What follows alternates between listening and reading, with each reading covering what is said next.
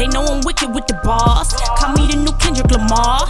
Check out the flick of the wrist. This penmanship something that most of you miss. Okay, y'all. So my action list. So the first thing is my pay shock savings amount, right? Which is the shock difference between my current housing payments and my desired mortgage amount, right? So I'm not looking to pay no more than like $800 a month for my mortgage for my first home, because I don't want to overextend myself or, you know, exhaust myself or get myself out of my comfort zone by any means necessary. So that was the amount that I was able to agree upon, right? Which was no more than $800. So we got it down to $779 a month for my mortgage. But I was also discussing with her that I do contributions to my household of $250 a month. So you have to add what you currently pay for households, which is my $250, to my desired mortgage, which is $779, and that equals the $1,029 a month that I have to save. I have to show that I can save that much money and stack that money until I reach the $4,429, which is my MRF, my minimum required funds, right? So the minimum required funds that I need to save or qualify for is $4,429. These funds will consist of the items I would need to prepay at closing to open my escrow account for county tax, home owner's insurance, prepaid mortgage interest, and required reserves, right? So like my earnest money, my inspection, insurance, things like that, right? That's what these funds will go towards. The MRF could come from a document gift from blood relative, a 401k fund, saving, or any document source expected except from borrowed funds, right? So that can come from anywhere as long as it's not borrowed, because you have to show you can pay that back, right? So my MRF can come from it could be a gift from a relative, it could be my 401k, my savings, stuff like that, right? So it must remain on my MI account throughout my loan and throughout my closing, right? Because this is a loan, unless I'm mistaken. Second thing is participation. All members are required a minimum of 5 participation activities per year. At least one activity should be recorded prior to the qualification and one prior to my bank application. So that's when I get a little bit later into my action plan, when it says at least one activity should be done prior to qualification. So I have to wait, like one activity needs to be done before I tell them, hey, I'm done with all these things, qualify me. I need to have one activity done then and one activity done before I put in my bank application for my loan. You have to do 5 things with Naca throughout the year as a member. The next thing on there is additional names on credit report, right? So I didn't have no credit at the time. I think I have some now. I've been working on building my credit, so it's probably a little different now. So I'm going to be discussing with the lady and getting a new action plan done. But I did just want to go over this with y'all so y'all can, you know, see how it's going and where I was last year and where I am now. And we're going to compare the 2 action plans as well. So additional names on the credit report. So I needed to type a letter of explanation signed and dated listing my legal name and a list of each name variance that appears on a credit report. Attach a copy of my birth certificate or any marriage or divorce licenses that I may have with my current legal name. I don't have any marriages, I don't have any divorces, I don't have any other people's names on my credit report that I know of. It should not be on there if it is. So that wasn't a big deal. They just wanted to show that I don't have that. Next was alternative credit. I don't have no credit. Because I had 0 credit when I started this thing, I needed some alternative credit. So I needed to put some things in my name to start building credit. So I needed 3 alternative lines of credit. So it could be household bills, like I could get a utility bill in my name, I could get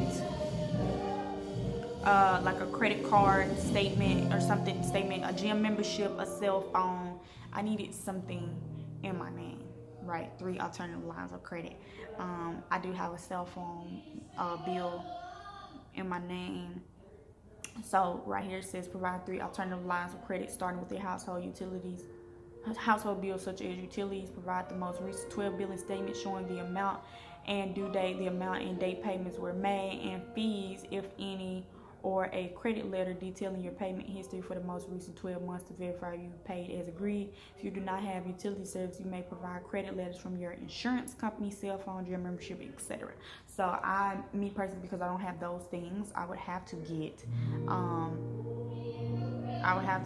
a credit letter from my alternative credit people, like my phone company and things like that. I would have to get something from them. Next, inquiries for credit. So provide a signed and dated letter of explanation addressing all credit inquiries, including Nacas, for the past 120 days. I don't have to do this until I do the qualification. So then, from whatever day I do qualification, 120 days back is when I need to do this. The letter must list each creditor's name, date, things like that. The next thing is rental verification when living with parents or relatives. So this is specifically for me. This is, like I said, your action plan is going to be very customized based on what it is that you need. So this is what we discussed. Provide a letter from your family member indicating you live in that household and the address, contact information, relationship, date of occupancy, and or date of moved in. If the letter indicates you pay rent or the amount of 12 months or canceled checks.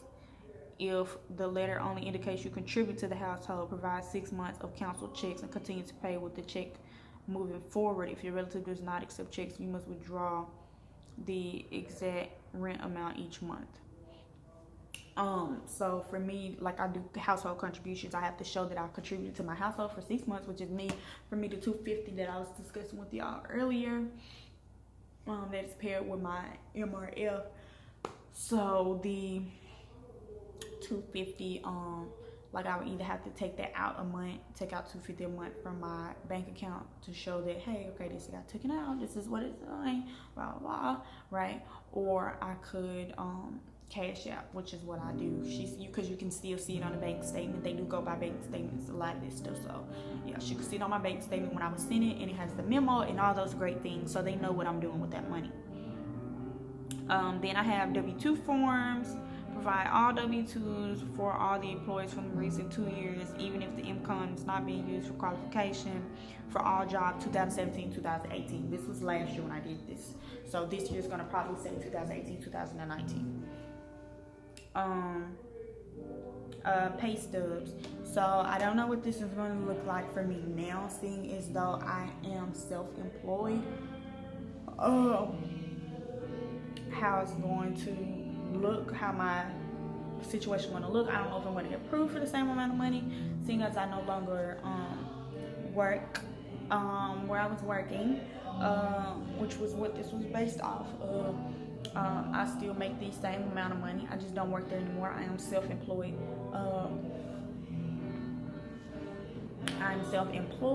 So that gives me room to even grow and make more, but I don't know how any of this is going to work if I am self-employed. I don't know how the W-2s are going to work. I don't know how the pay stub things are going to work. Like, I don't even know how to prove to them this is the income that I'm now making, which is something I'm going to be discussing with my agent when I call her on Monday. They want tax documents as well, 1040s, things like that. I've never filled out one of them. I've never had to. I haven't like made too much money to where I had to fill it out. Tax transcripts, kind of same thing. Student loans, upload student transcript from the time you were in school. I don't have student loans, and because I am still a current student, she just wants me to upload my transcript from when I'm in school.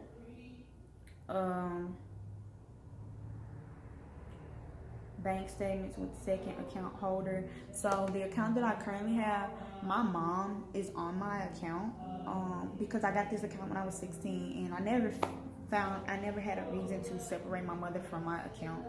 She does not go in my account. She doesn't even swipe her card, because when you share an account, they get a card too. She does not even use her card. She don't even know her PIN to her card.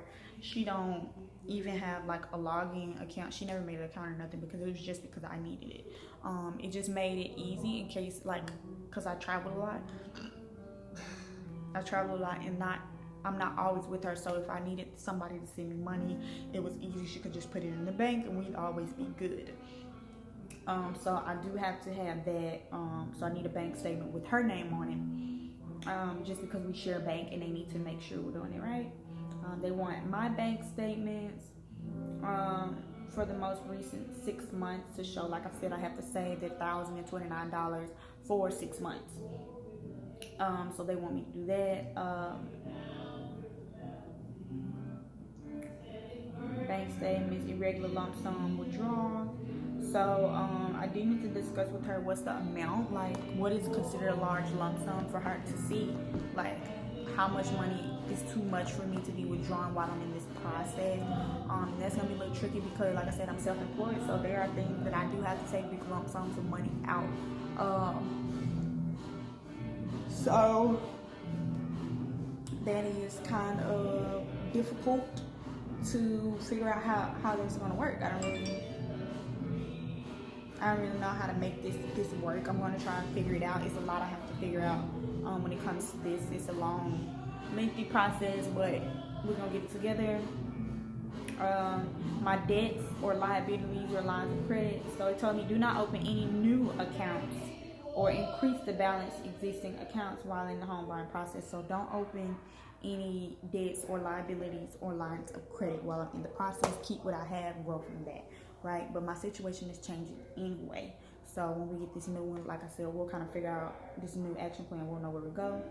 And then post-qualification requirement.